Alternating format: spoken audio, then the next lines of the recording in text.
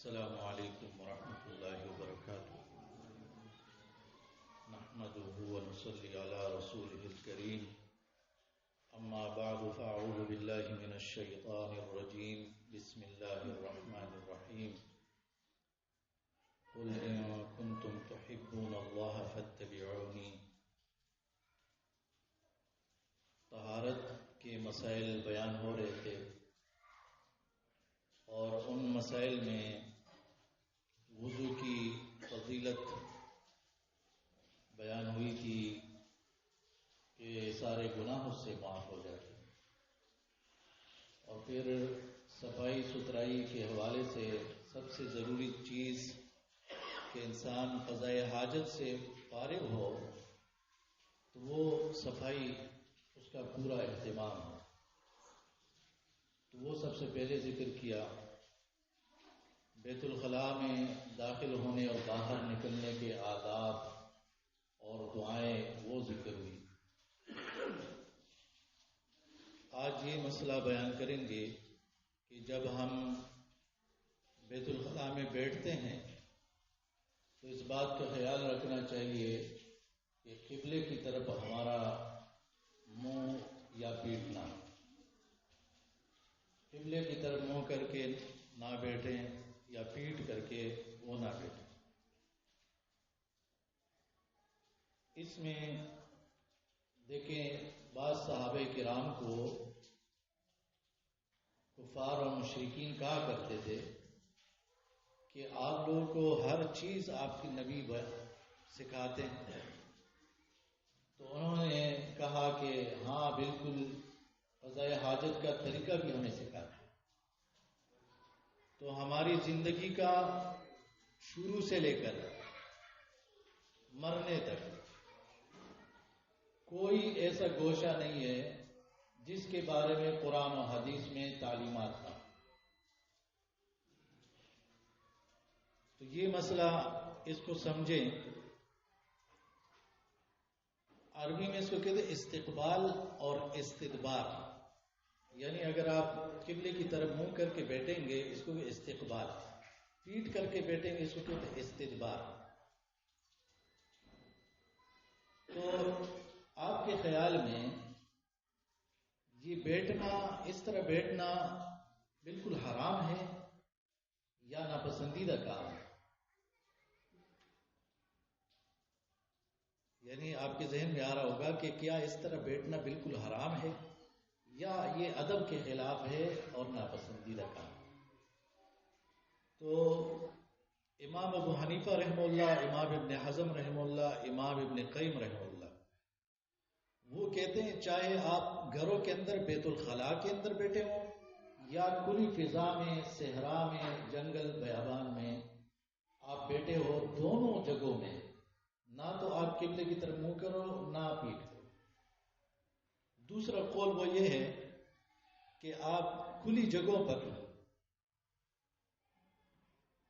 آپ بیٹھ سکتے ہیں، اور بیت الخلاء کے اندر آپ اس کا خیال رکھیں، استقبال ہر جگہ ناجائز ہوگا اور استدبار بند جگہوں میں وہ جائز ہوگا، یہ امام ابو یوسف رحمہ اللہ نے کہا۔ کھلی جگہ استدبار اور استقبال یہ ناجائز ہوگا اور بند جگہوں میں یہ جائز ہوگا۔ تو یہ مختلف اقوال ہے، یعنی اگر آپ گھروں کے اندر آپ کسی نے واش روم بنا دیا ہے اور اس میں آپ بیٹھتے ہیں قبلے کی طرف منہ کر کے یا پیٹھ کر کے، تو یہ جائز ہے۔ اس میں امام شافعی رحمہ اللہ اور اسحاق بن ابراہیم یعنی امام راہوی رحمہ اللہ اور امام بخاری رحمہ اللہ وہ بھی یہی کہتے ہیں۔ اور بیت الخلاء کے اندر اگر آپ کا قبلے کی طرف منہ آ جائے یا پیٹھ آ جائے تو یہ جائز ہے، پوری جگہوں پہ اس طرح وہ نہ کرے۔ تو یہ مختلف میں نے آپ کے سامنے اقوال علماء کے رکھے۔ بہترین قول اس میں یہ ہے کہ ضرورت کی وجہ سے جائز ہے، عادت نہیں بنانی چاہیے، اور اگر بندہ قبلے کا لحاظ رکھے، احترام کرے تو اس کا ثواب بھی ملے گا۔ یعنی آپ پیٹ کر کے منہ کر کے نہیں بیٹھتے ہو تو اس کا آپ کو ثواب ملے گا. اور اس پر باقاعدہ حدیث ہے، صحیح حدیث ہے، سلسلہ حدیث صحیح ہمیں کہ من لم یستقبل القبلہ ولم یستدبرها فی الغائط کتبت له حسنہ ومحیت عنہ سیئہ. دیکھو یہ دین اسلام کا ایک عجیب مسئلہ ہے، وہ یہ ہے کہ بعض اوقات آپ گناہ نہ کرنے کے یا کوئی ناپسندیدہ کام نہ کرنے پر بھی آپ کو ثواب ملتا ہے. یعنی آپ نے کچھ کیا نہیں، آپ کے دل میں ایک ارادہ پیدا ہوا کہ میں غلط کام کروں، لیکن آپ نے غلط کام نہیں کیا، بیٹے بیٹائے آپ کو اجر مل گیا. اب پیشاب پاخانے کی ہر وقت ضرورت آتی ہے تو آپ قبلے کی طرف منہ کر کے پیٹ کر کے آپ بیٹھ سکتے ہو، لیکن آپ کہتے ہو نہیں میں نہیں بیٹھوں گا. آپ نے اس کا خیال رکھا تو آپ کا کوئی گناہ اللہ تعالیٰ اس وجہ سے مٹا دے گا اور ایک بڑی نیکی آپ کے لیے لکھ دے گا. اور ایک ایک نیکی جو اللہ تعالیٰ قبول کر لے یہ بہت بڑی بات ہوتی ہے. یا گناہ جو ہمارے ساتھ لگا ہوا ہو اس کو اللہ تعالیٰ مٹا دے، ہم اس کی وجہ سے کتنے پریشان ہوتے ہیں اور اللہ تعالیٰ وہ ہم سے مٹا دے تو اس کا اثر ہماری زندگی میں نظر آنا شروع ہو جاتا ہے. تو امید ہے کہ اس مسئلے کو آپ سمجھ چکے ہوں گے. یہ اس لیے میں کہہ رہا ہوں کہ جائز ہے لیکن ناپسندیدہ ہے، کیونکہ جابر رضی اللہ عنہ کی روایت ہے انہوں نے نبی صلی اللہ علیہ وسلم کو دیکھا کہ پیٹ کیے ہوئے قبلے کی طرف قضاء حاجت کے لیے ان کو دیکھا. اللہ کے نبی صلی اللہ علیہ وسلم اس طرح انہوں نے قضاء حاجت. اور عبداللہ بن عمر رضی اللہ عنہما سے روایت ہے کہ انہوں نے دیکھا کہ نبی صلی اللہ علیہ وسلم قبلے کی طرف منہ کر کے بیٹھے ہوئے تھے. تو اب یہ استقبال اور استدبار دونوں نبی صلی اللہ علیہ وسلم سے ثابت ہوئے، لیکن یہ ضرورت کے بنیاد پر، تاکہ کل کو ایسا نہ ہو. بہت سی جگہوں پہ ایسا ہے، میں نے خود دیکھا ہے، شاید آپ لوگوں نے بھی سنا ہو.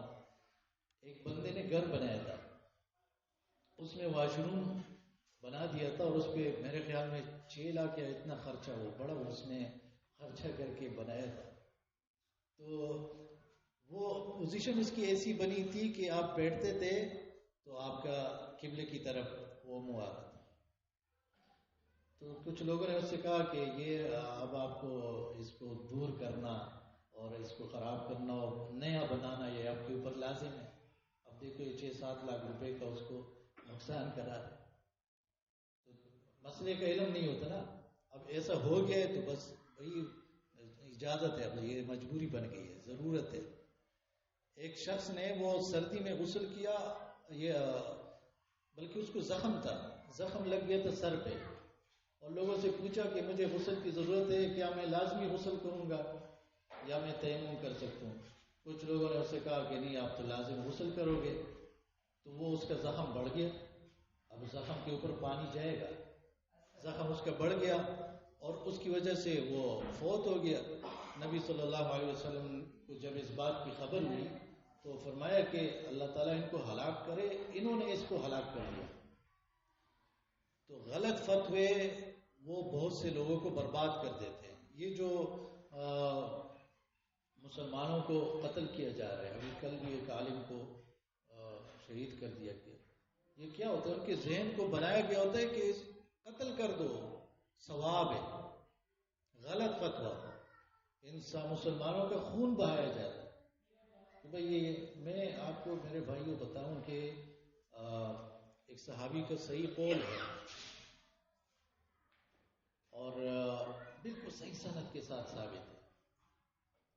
وہ فرماتے ہیں کہ جب آپ کسی کے پیٹھ پیچھے اس کی برائیاں بیان کرتے ہو نا، آپ وقت لگے ہو اس کے پیچھے، یہ اس نے یہ کیا، اس نے وہ، تو دراصل آپ اس کو قتل کی طرف پہنچا رہے ہو کہ کوئی اس کو قتل کرے.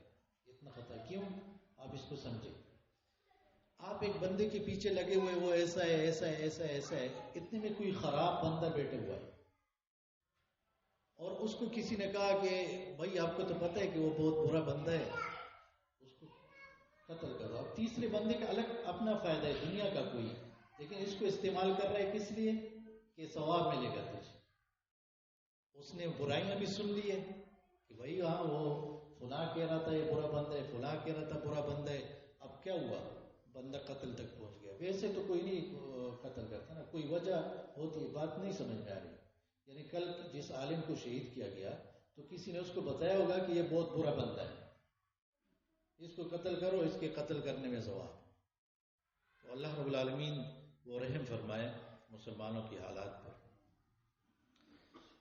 اچھا، ان احادیث میں سند میں ایک عالم ذکر ہے، ثقہ راوی ہے ابو عوانہ رحمہ اللہ. یہ ایک غلام تھے. دیکھیں یہ واقعہ بہت ہی دلچسپ ہے. یہ اپنے مالک کے ساتھ حج پہ گئے تھے، تو وہاں پہ کسی نے اس کے مالک سے بھیک مانگی کہ مجھے اللہ کے نام پہ کچھ دو، تو اس نے کچھ نہیں دیا. یہ غلام ہو کے اس نے 1 روپیہ دے دیا. تو وہ بھکاری اس سے اتنا خوش ہوا کہ ہر جگہ جا رہا تھا، لوگوں سے کہہ رہا تھا کہ یہ اس کا جو مالک ہے عطا ابن یزید، جاؤ ان کو مبارکباد دو. اور اس نے اللہ کی رضا کی خاطر ابو عوانہ کو آزاد کرنے کا فیصلہ کیا. اس نے کچھ فیصلہ نہیں کیا، لیکن یہ ابو عوانہ سے اتنا خوش ہوا، کہہ رہے کہ جاؤ اس کے مالک کو سب مبارکباد دو. اب ایک آ رہے مبارک ہو، ماشاءاللہ اپنے غلام آزاد کر دیا. صحیح روایت ہے، عبداللہ ابن عمر، صحابہ کرام غلام آزاد کرتے تھے، بڑا ثواب کا کام. عبداللہ ابن عمر رضی اللہ عنہ گنا کرتے تھے، فوت ہونے سے پہلے اس نے 1000 غلام آزاد کر دیے تھے. زندگی میں 1000 غلام اس نے پورے کر دیے تھے، آزاد کر. تو بہرحال وہ لوگ خوش ہوتے تھے کہ بندے کو آزاد کر دے، تو اس کو مبارکباد دے رہے. وہ کہتے نہیں میں نے تو آزاد نہیں کیا. دوسرا تھے مبارک ہو، کہہ رہے میں نے تو آزاد نہیں. اتنے لوگ آنے شروع ہوئے کہ بالآخر اس نے کہا ہاں میں نے اس کو آزاد کر دیا. تو اس کو اس طریقے سے آزادی ملی. دیکھیں ایک نیکی کی، اس نے 1 روپیہ دیا ایک بیکاری کو. اللہ کے راستے میں خرچ کرنا یہ انسان کو مشکلات سے کسی نہ کسی طریقے سے نکالتا ہے. وہ مشہور حدیث آپ سب کو یاد ہے نا کہ غار میں جو بندے وہ آئے تھے، اس میں ایک نے والدین کو دودھ پلایا، وہ کیا. تو یہ کام آتے ہی وہ دوسرا بندہ بھی اس طرح تھا. ایک مسئلہ وہ یہ ان روایتوں میں ذکر ہوا ہے، ابو قتادہ اور وکیع یہ دونوں بڑے مستند علماء ہیں، ثقہ راوی ہیں. یہ جو ہے کسی نے ایک عالم سے کہا امام احمد رحمہ اللہ کو کہ ابو قتادہ جو ہے، اب دیکھیں اس بات کو، یہ ہمارے ہاں بہت بڑا مرض ہے. وہ کس کو کہہ رہے ہیں کہ ابو قتادہ رحمہ اللہ وکیع رحمہ اللہ کے خلاف باتیں کرتا ہے. اب اس نے یہ نہیں کہا اچھا کیا باتیں کرتا ہے سناؤ، جیسے آج کل لوگ مزے لے رہے ہوتے ہیں، دیندار ہی دینداروں کے کام کو نقصان پہنچا رہے ہیں. یہ کیوں؟ شیطان اور نفس کی وجہ سے. تو یہ جو سننے والے عوام ہوتے ہیں وہ سٹاپ کیا کریں ان کو، بھئی اللہ تعالیٰ نے آپ کو علم دیا ہوا ہے، علم کی برکتوں سے نوازا ہے، اس سے بچے.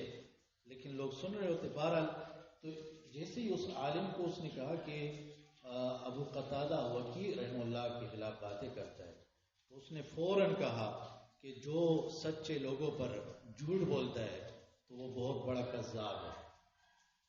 جو سچے لوگوں پر جھوٹ بولتے ہیں بڑا کذاب.